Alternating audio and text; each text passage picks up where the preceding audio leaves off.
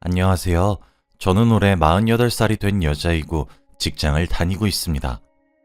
저와 남편은 얼마 전까지 이혼할 뻔했던 결혼 생활을 하고 있었는데요. 지금은 남편이 완쾌를 하고 신혼부부처럼 지내고 있습니다. 남편과 저는 어렸을 때부터 만났어요. 20대에 만났는데 그땐 어리다 보니 결혼 생각도 전혀 없었고 일이 좋았기에 평생 일만 하는 커리어 우먼이 되는 것이 제 꿈이었거든요. 그런데 남편은 저와 다르게 얼른 결혼을 하고 아이도 낳으면서 안정적인 가정을 꾸리는 게 목표라고 했습니다.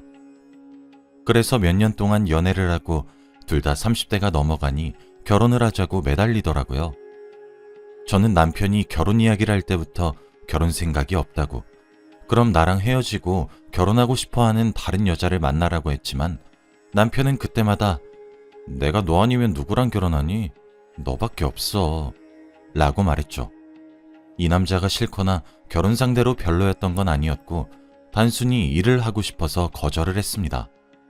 정말 10번 찍어서 안 넘어가는 나무 없다더니 저는 결국 남편의 끈질긴 설득 끝에 결혼을 하기로 결심했습니다.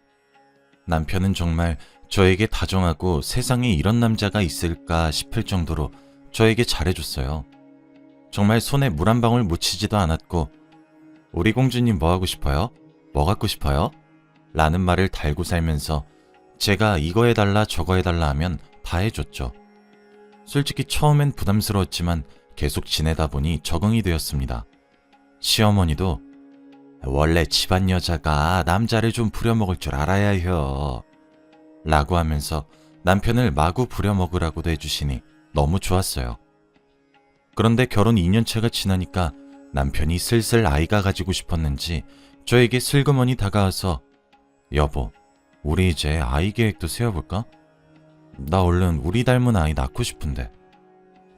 남편이 아이를 가지고 싶어 하는 건 알았지만 제가 임신을 하면 육아휴직도 내야 하고 그동안 후배들이 저를 치고 올라오는 게 두려워서 임신을 선뜻하지 못하겠더라고요.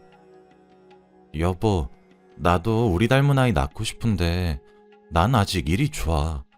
그리고 여보가 결혼 전에 결혼만 해주면 아이 안 낳아도 된다고 했잖아. 나 그것 때문에 결혼했는데.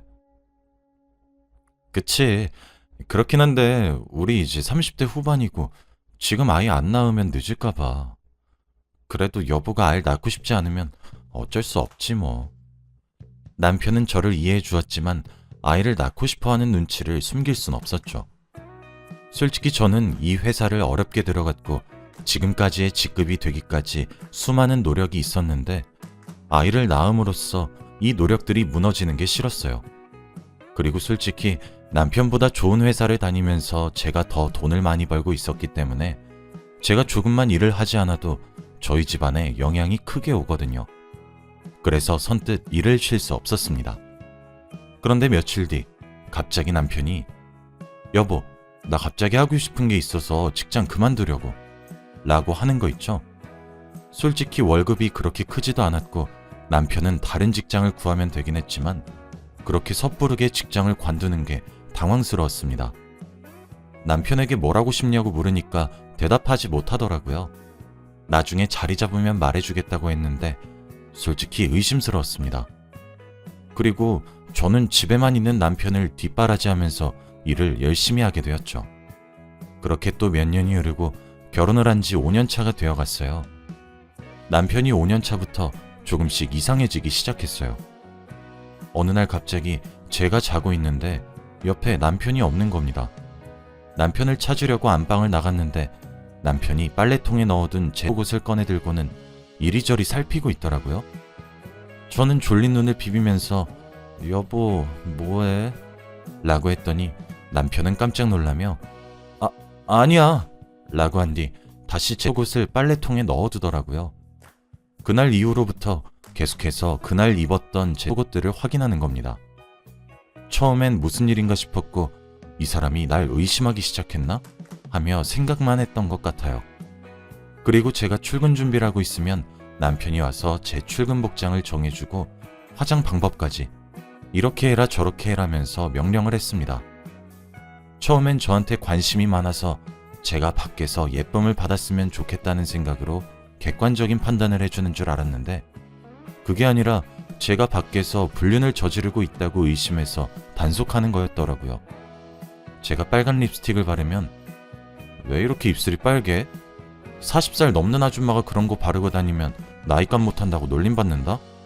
입술 지우고 이거 발라 라고 하면서 저를 깎아내리는 말을 서슴지 않게 했습니다. 저한테 나쁜 말 한 번 한 적 없는 사람이 당당하게 비꼬니까 짜증나더군요. 그리고 제 카드 내역을 꼼꼼히 살펴보면서 여긴 어디야? 여기서 뭐 했어? 라고 말을 하며 제 사생활을 건들기도 했죠. 처음엔 저도 적응이 되지 않으니까 내가 무슨 불륜이야. 왜 쓸데없는 의심을 해서 사람을 괴롭혀? 하면서 화도 내보고 반항도 해봤지만 그때마다 남편은 나도 나름대로 생각이 있으니까 의심을 하는 게 아니겠어? 난 내 감을 믿어 라고 하며 증거도 없으면서 계속 의심을 합니다. 원래 남편을 만나기 전까지는 노는 것도 좋아하고 친구들을 만나서 여행을 가는 것도 즐겼는데 남편의 의심이 심해질수록 당연히 동창 모임이나 직장 회식은 꿈도 꿀 수 없어요. 그러다 보니까 회사에서는 눈칫밥을 먹이면서 수영 씨는 왜 계속 회식 자리를 뺄까? 회식도 사회생활의 연장선인데 라곤 합니다.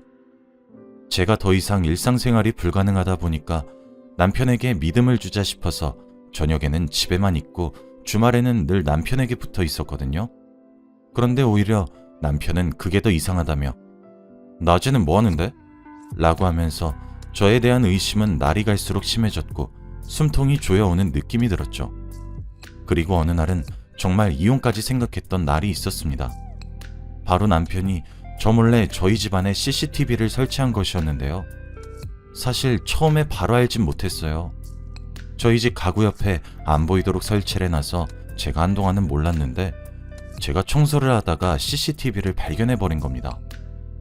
원래 청소는 남편 담당이라 남편이 항상 해왔는데 주말에 집에서 할 것도 없고 심심해서 청소를 했더니 그걸 발견해버렸어요. 솔직히 그때 그걸 보고 이 남자가 드디어 제정신이 아니구나 싶었네요. 도대체 얼마나 저를 의심하길래 그러는지 어디서부터 잘못된 건지 알고 싶었습니다. 안방에 있는 남편을 불러서 이게 뭐냐고 당장 설명하라고 했어요. 그런데 남편은 CCTV를 설치한 것이 잘못된 것이라고는 모르는 건지 아니 왜 갑자기 청소를 해서 나를 이상한 사람으로 몰아가? 남편이 아내가 뭐하고 사는지 알 권리가 있는 거 아니야? 그리고 당신 평일에 내가 잠깐 나가는 사이에 뭐하고 있을지 어떻게 알아? 저번에도 비슷한 일이 있었으니까 내가 이렇게 하는 거 아니야 라고 하더라고요.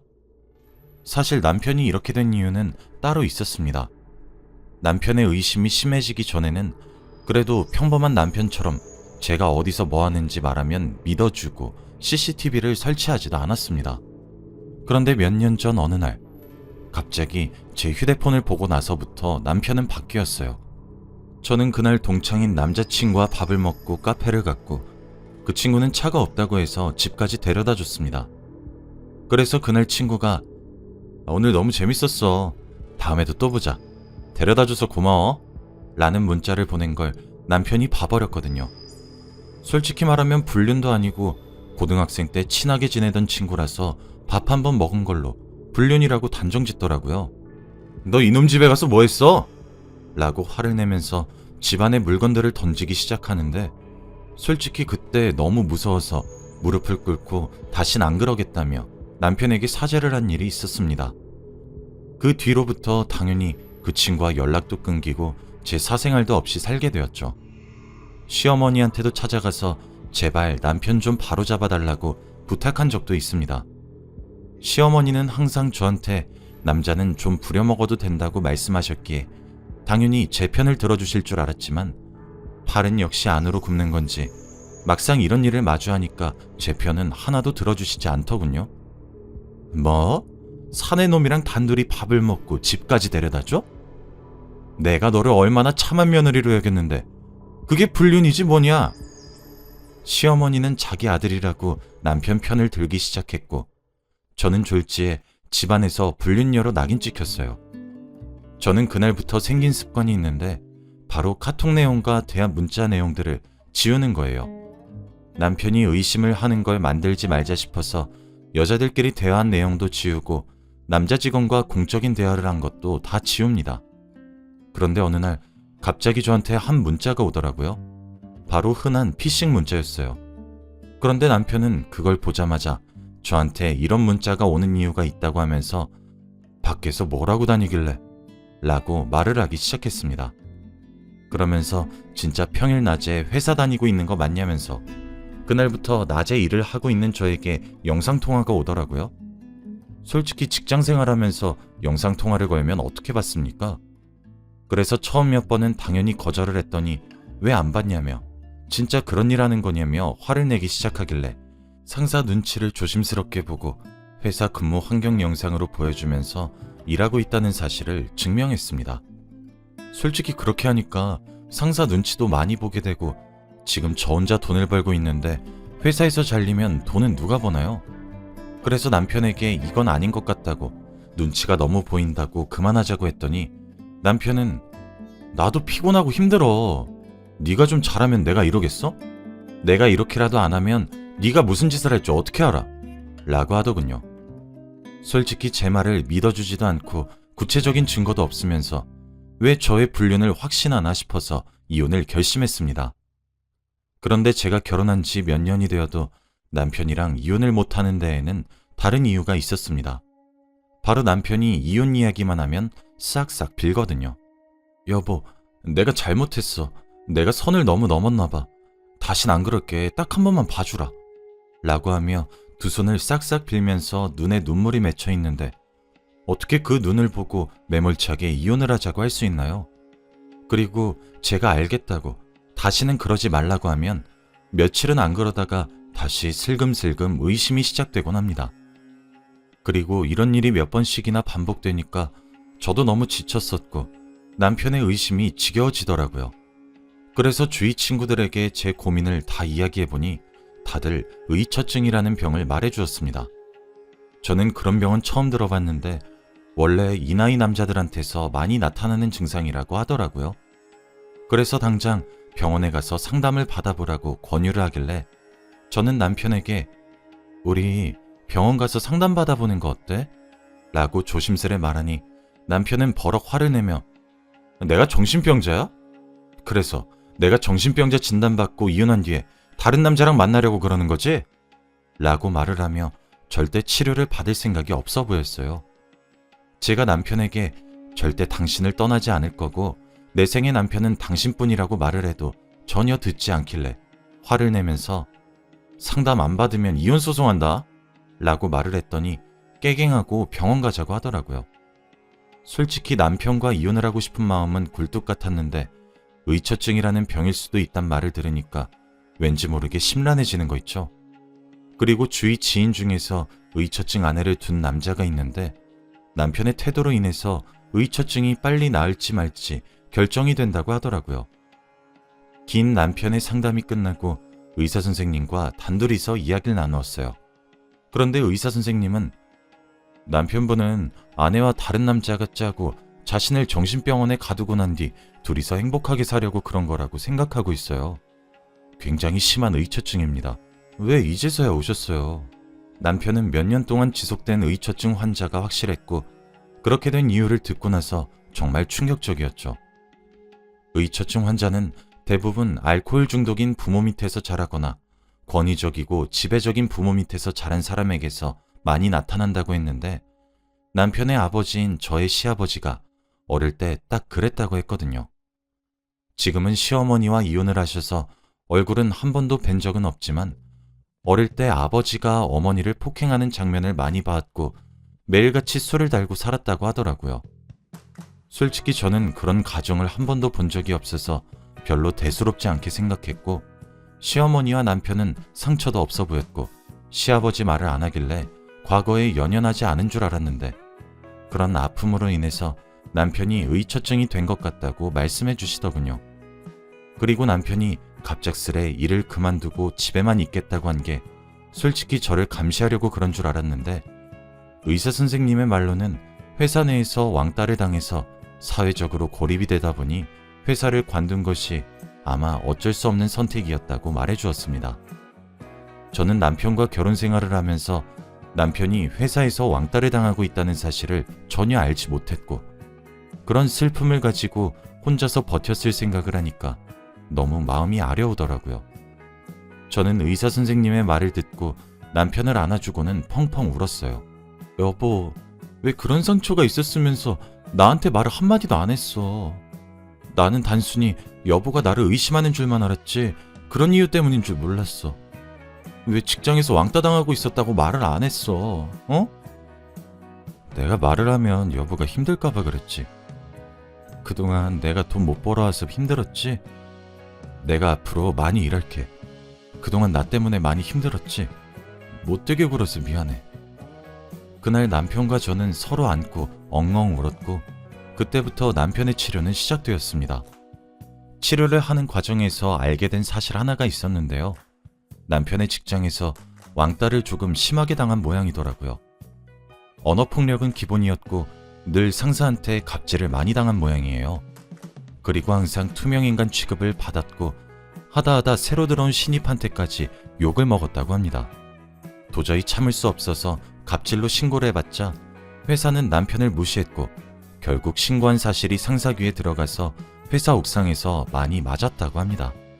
그래서 어쩔 수 없이 사직서를 썼다고 해요. 저는 남편을 다 알고 있는 줄 알았는데 하나도 모르더라고요. 그날부터 남편의 아픔을 위로하고 감싸면서 같이 치료를 시작하고 나니 남편의 의처증은 신기하게도 사라지더군요. 남편에게 믿음을 주고 사랑한다는 표현을 많이 하니까 나아졌습니다. 저는 남편만 피해를 받는 게 내키지 않아서 남편이 다니던 회사에 고객들이 글을 남기는 게시판에다가 남편이 당했던 이야기들을 썼고 결국 기사까지 쓰였습니다. 얼마 전 남편에게 전화가 와서 진심으로 사과를 했고 피해 보상까지 했죠. 그리고 지금은 남편이 왕쾌를 했고 저를 예전처럼 의심하지 않습니다. 다시 다정하고 저밖에 모르는 바보가 되었어요. 남편의 의처증이 단순히 병이라고 여기면서 짜증만 냈었는데 만약 의사 선생님과의 상담이 아니었다면 남편의 병이 과거의 상처와 아픔 때문에 일어난 줄 전혀 몰랐겠죠. 남편은 지금 새로운 일자리를 알아보고 있는 중이고 저는 늦어도 괜찮으니 천천히 하라고 하면서 다시 신혼부부의 생활을 하고 있어요. 솔직히 나이가 50살이 다 되어 가는데 이렇게 알콩달콩한 게 아직 신기합니다. 여러분들도 남편이 이상하다고 생각해서 바로 이혼을 생각하지 마시고 의사 선생님을 만나보세요. 정말 색다른 남편의 속내를 알 수 있습니다. 제 이야기는 여기까지예요. 들어주셔서 감사합니다.